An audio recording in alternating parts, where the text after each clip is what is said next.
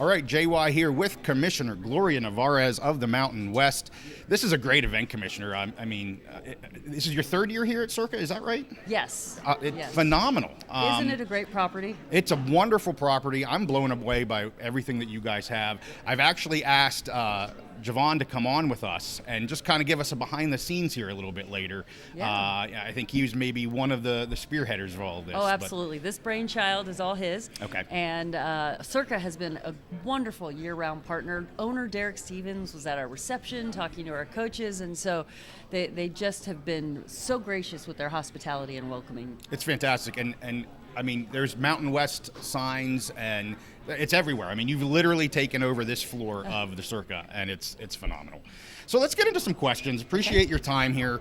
I want to talk about GCU first. You know, kind of the big news for the Mountain West. Of course, this is football media days. They don't have a football team, but a massive addition here. Can you just tell us what this means to the conference? Well, first of all, every time I see their athletic director, Jamie Boggs, I'm like, are you sure you don't want to add FBS football? They are going to have an immediate competitive impact on Mountain West. We couldn't be more excited to add them to the league.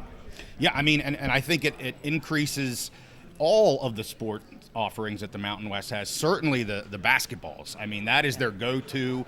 I'm anxious to maybe someday make a trip there and see them. We're hopefully going to have AD Boggs back on our channel here in a week or two to talk about all of this. How did this come about? So it was originally, when the announcement came, I think the statement was kind of like at the latest July 1st of 26. It kind of left the door opened. How did this all happen here over the last weeks, months, whatever it has been? Well, you know, we always are looking around the region, keeping our eye out for opportunity, membership, and I have a long-standing relationship with President Mueller and Athletic Director Jamie Boggs. Yeah.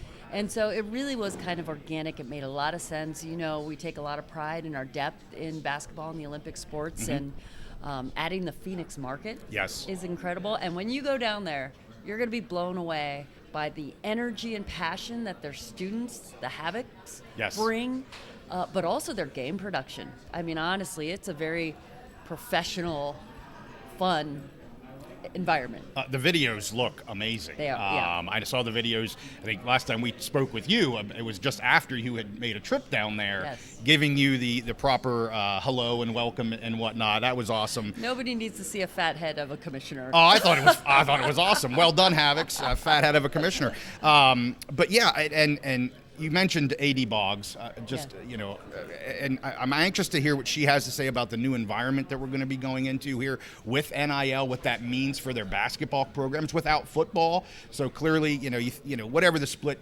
schools are going to do, 80-20 or, you know, whatever the percentage is going to be without having football for now, maybe. You know, their focus is on Let's keep leaning on her. Okay. Well, there you go, Jamie. If you're listening, you hear what we're going to be doing to you in a week or two. But they have that kind of leverage to use those assets for the Olympic sports, which could be a huge win for the conference and for the Lopes here. And I think that's something that people just don't really put two and two together enough, at least for right now. Yes, and they are all in. Absolutely. They are all in. Yeah, so I'm very excited for that. And you mentioned getting into Phoenix, getting into Arizona. I mean, I think that is such a massive deal for the conference.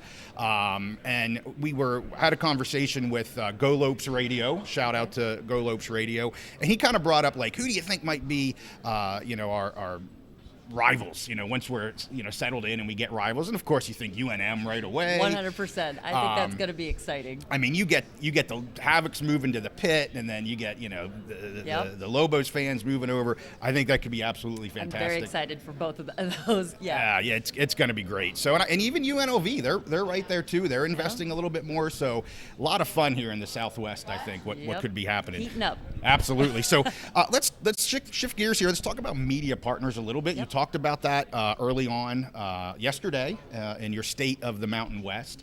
Where are we at right now? I'm sure everybody's asking you this question. I know a couple weeks ago you said you were a few weeks out and you're kind of still in that process. Can you fill us in a little bit where you're at? Yeah, we are in active negotiation, and we're talking to our current partners. Very optimistic. We're going to come to terms soon and have something to announce in the next couple of weeks. But we just wanted to make sure we had the entire package complete and not piecemeal the announcement. Well, that's great. So we are expecting then, those of us that follow the Mountain West, a full kind of package when it's announced. It won't be piecemealed in any way. It's going to be, here's kind of who. That's the goal anyway. Goal, yeah. Okay, all right. And I know you also mentioned existing partners. You also threw in new partners in your State of the Union, or State of the Union, State of the Conference. So anxious to see what that is. Kind of talked a little bit about that streaming versus linear piece. You'll just have to wait and find out. I'm trying here, but I'm excited to see what happens here with the media partners. I think you've had two fantastic long-term media partners.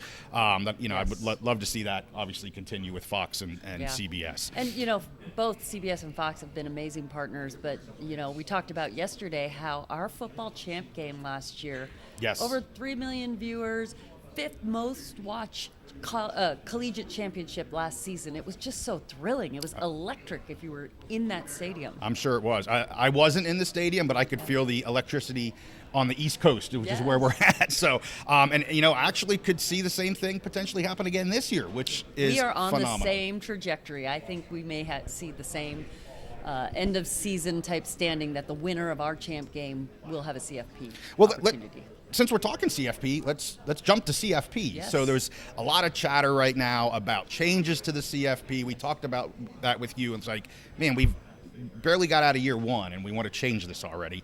Let's kind of forget that and just talk about some of the models that have been thrown out there. Mm-hmm. Do you have any opinions on these AQs, being more than just the conference champions? What are your thoughts on that? Well, I agree with you. We were only in data set of 1 in the 12-team playoff, and it was wildly successful. Yes. So I wouldn't be sad if we stayed in the current format, although we did move to straight seating, which I think made a lot of sense because it just confused the general public, even the media. Yeah.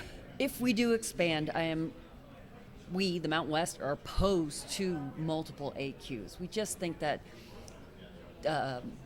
impacts the integrity of the event, and you have to have an opportunity for teams to have access. I do like honoring the conference champions and the top 5 AQs. That makes a lot of sense to me, but after that, you never know who's going to catch lightning in a bottle. Right. And everyone should have a chance to have access if you're having a wonderful season. Absolutely. I can't agree with you more. I get myself in trouble sometimes commenting on X, get a little carried away. But let's talk about membership now. And I thought you made some great points here again in your opening statements here.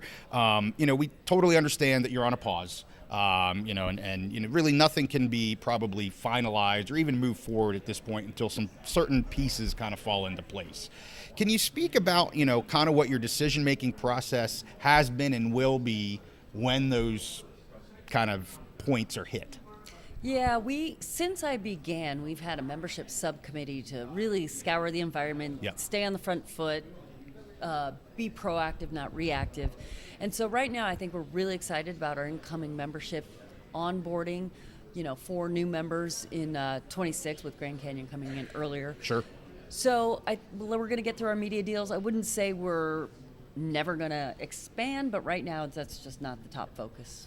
And I think you use the words, at least looking at potential FCS additions, not saying there will be, as you just said, but I think you use the word political environment. I think that's what you said. Yeah, we stayed away from FCS in this round of expansion just because the political headwinds. Yes. There's a lot of consternation about expanding the number of FBS schools that are currently in the subdivision. Mm-hmm. Fear of watering down both the revenue and the competition.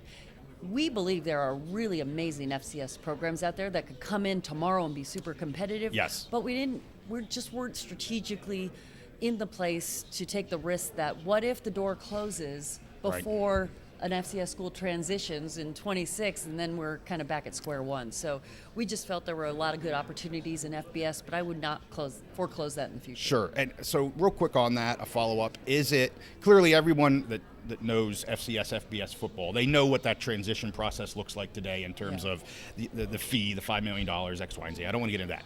Is the governance piece that's kind of happening right now, right? So we follow that somewhat closely, and it is a huge deal that I don't think gets enough publicity because it's a massive change to D1 conferences.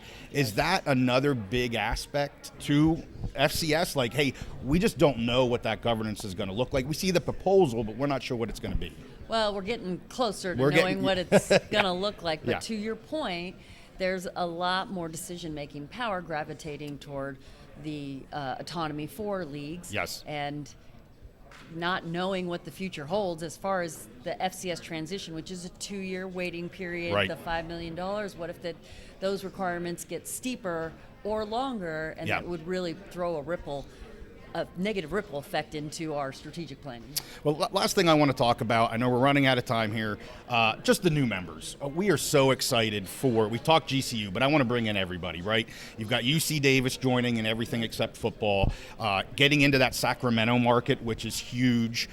You have UTEP that I just think is a sleeping giant. I think when they get woken up, in a lot of different ways, investing, recruiting, all this kind of stuff. And you mentioned this, again, in your opening statements. You get into the Chicagoland area there with NIU, and I think you used the words like a halo effect. Can you speak to that a little bit more? Yes, it's been, I went to visit all the campuses, and what they are experiencing since the announcement, the excitement, the increase in philanthropy, the increase in investment and facilities, just based on the announcement and the anticipation of being in the league in 26 has been incredible. Record recruiting classes, donations increasing, and all the schools are committed to being competitive in the league. None want to come in and be a doormat at all. I mean, we've got ADs doing secret shopping and seeing how other folks produce games. Okay. And so it's really, really thrilling.